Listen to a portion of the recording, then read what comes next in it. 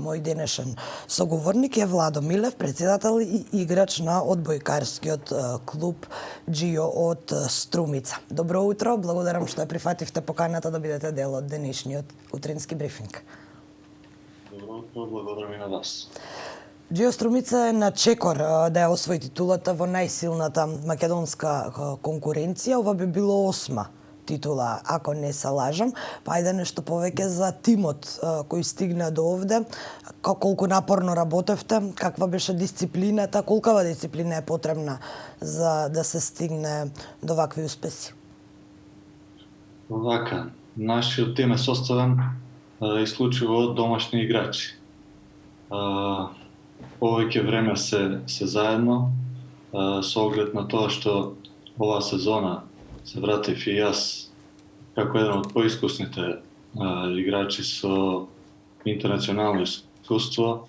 Мислам дека го комплетиравме тимот и имаме една компактна целина, така што со добра работа стигнавме до крајот на сезоната и ни фали уште еден чекор да ја оствариме зацртаната цел, тоа е одбранување на шампионска титула, а претходно го одбранивме и купот на Македонија.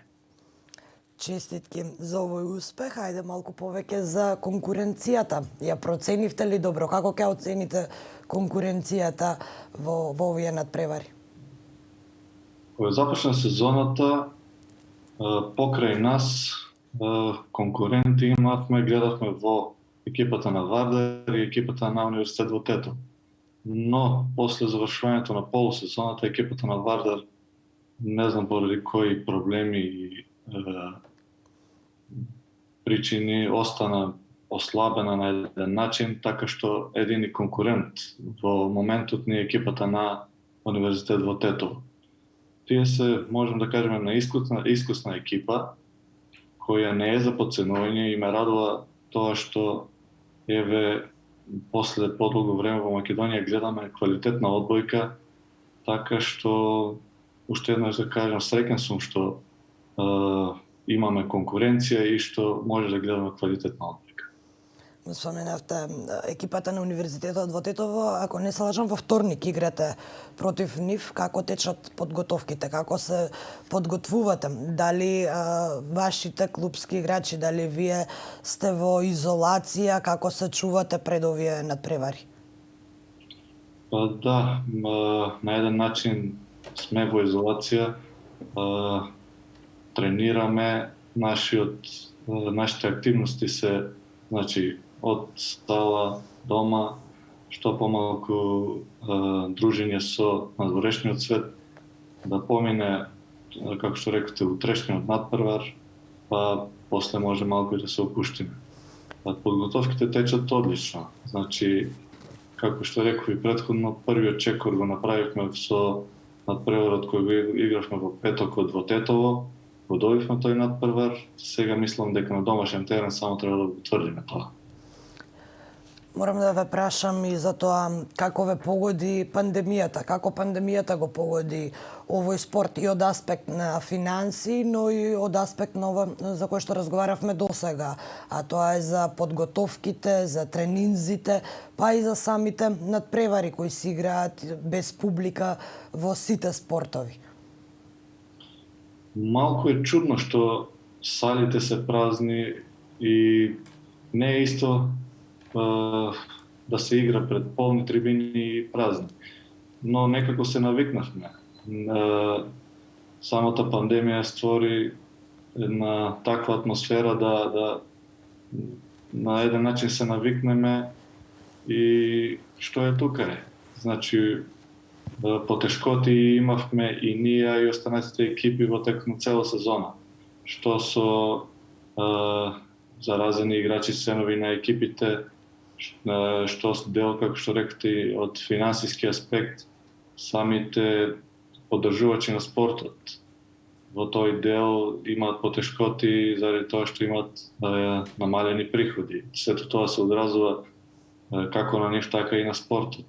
Но при крај на сезоната некако ја истуркавме до крај и се надевам на подобри времиња и уште поголем развој на одбојката и кај нас, а и во Македонија. Македонија ќе настапи на следното европско, какви се очекувањата, до каде може да одиме, какви се проценките за силите? Вака, значи, со нашата репрезентација ние пред Европското сега имаме партиципација и во Европската Сребрена лига. Во Струмица ќе биде одржувањето на таа лига, бидејќи планираното одржување во Скопје се на еден начин откажа поради зафатеноста на спортскиот центар Борис Трајковски. Нашата федерација одлучи овде во Струмица да се играат групните надпревари, а исто така го превзеде и организирањето на Final Four турнирот, значи ќе се игра овде во Струмица. Тоа на еден начин ќе не биде подготвителен период за тоа што не очекува во септември на Европското првенство. Мислам дека со овие надпревари на еден начин ќе се подготвиме што подобро да се представиме на тоа Европско првенство. Учествувавме веќе еднаш во 2019 година и мислам дека сега на ова Европско првенство ќе дадеме се од себе да го повториме и да го надоградиме тој успех. И Милев, мора и да ве прашам, бидејќи сте еден од поискусните одбојкари, како гледате на тоа дали имаме потенцијал во младите сили, кај младите луѓе и има ли заинтересираност за овој спорт кај нас? Секако дека има. Можем да кажем дека имаше еден период кога и самите клубови во Македонија има финансиски потешкоти. Популарноста и актуелноста на овој спорт не беше на некој ниво очекувано, но сега полека мислам дека се враќа заинтересираноста и кај младите.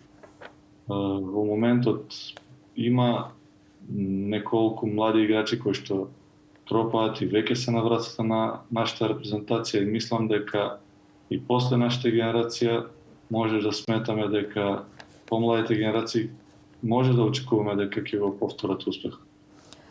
Милев, благодарам многу што одвоивте време утринава да се вклучите во утрински брифинг и да поразговараме и за предстојните надпревари, но и за успехот кој го постигна вашиот клуб. Благодарам уште еднаш. Благодарам и на вас на поканата.